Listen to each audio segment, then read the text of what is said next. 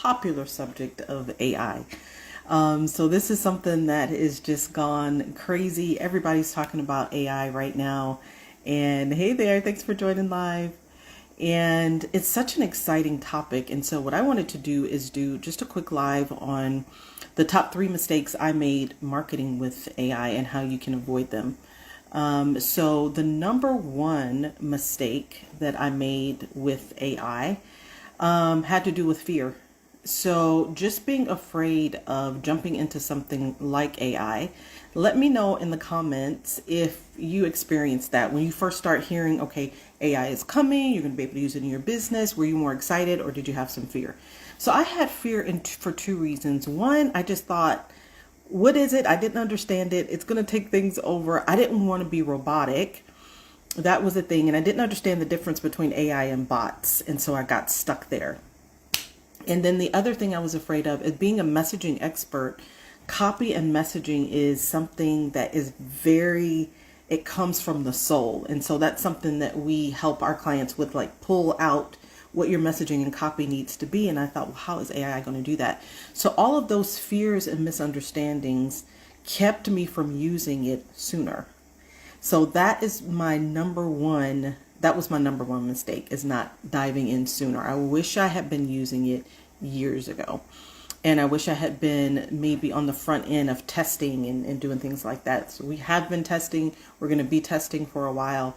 But already it has completely changed my business, and it hasn't been a very long time. So I wanted to hop on and talk to any of you who are feeling a little bit like, oh, I'm not sure about AI, especially if you're most people in my audience, you're very passionate about your business and you want to make sure that you're communicating your value to your audience in a very authentic way.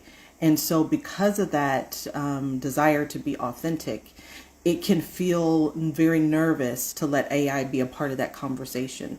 So that was my number one mistake, is being afraid of it. So I'm encouraging you to open your minds to it and to find a class or a course that's going to teach you how to use it. And of course we have one that we're going to be teaching, but find one that you can learn about it. That's going to help you not to feel so afraid. So that was my number one mistake.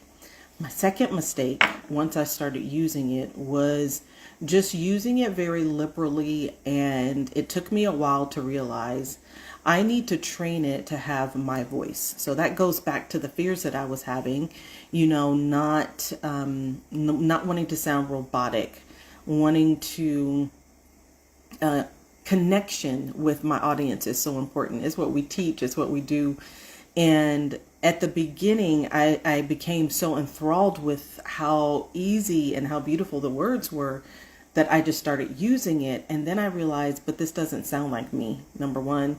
And then the second thing I started to realize is it was using a lot of the same language over and over. And so now I can look at, and I'm looking at, major corporations. I can look at their copy and I know that they're using AI. I can see it in how things are laid out. So that was a big mistake in just using it as it is and not teaching myself or training myself or taking something that would allow me to learn how to do the prompts. So there's ways that you can teach it to sound like you. And my method of using it is that it's a co-writer, it's a partner. It's not, in my mind, designed to just take over all of your writing. Yet and still, it will completely, let's see, the media has marketed it as something to be feared. Yeah, exactly. And so sometimes you can see I get glasses on my head, and then I'm trying to see what you said, Grace. Grace transitions. Yes, thank you for that. Yeah, so that mistake number 2 had to do again with just not just using it willy-nilly and not using those prompts and learning how to use those prompts so that it sounds authentically you.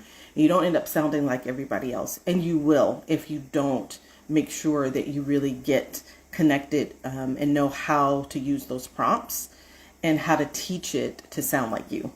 You got to know what your sound is in the first place. So sometimes that's a whole issue. And so sometimes people are thinking, I don't have to worry about messaging anymore. I don't have to worry about copy anymore. I'll just let the AI do all of it. But the thing is, you do still need to have a voice. Does that make sense? You need to still have a voice. You need to know exactly what it is that you want to say before you start using it. because otherwise it can become your voice. And I don't think we want that. I think we want to have our own voices, and we know what message we're trying to get across to our audiences. So that mistake number 2 was a big one, in just using it without teaching it your voice. So we're going to do that. We're teaching that. And in fact, at the end of this, I'm going to show you how that you can get taught to use it to sound like you. All right. And then number 3, the third mistake was that I limited its usage.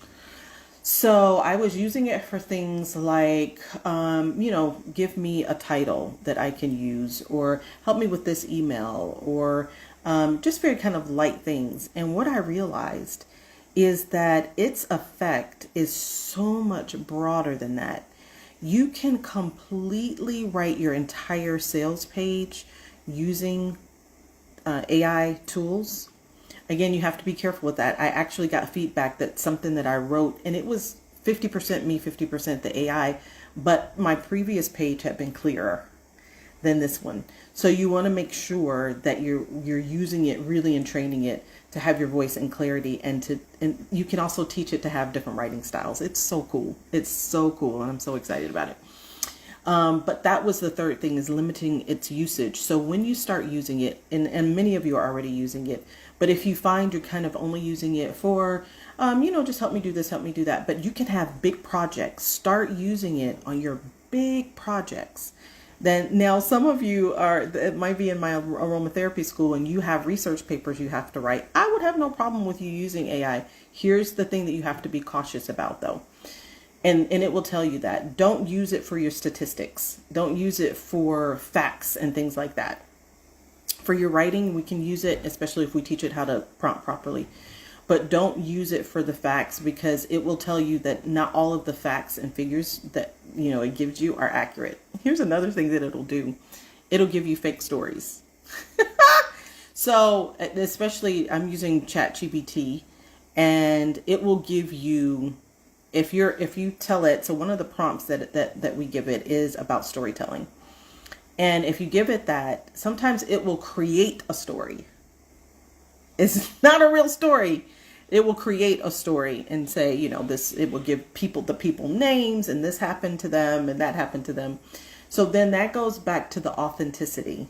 This is important, the authenticity of our writing and our communication, because we want to make sure that what we're communicating to people is authentically us, right?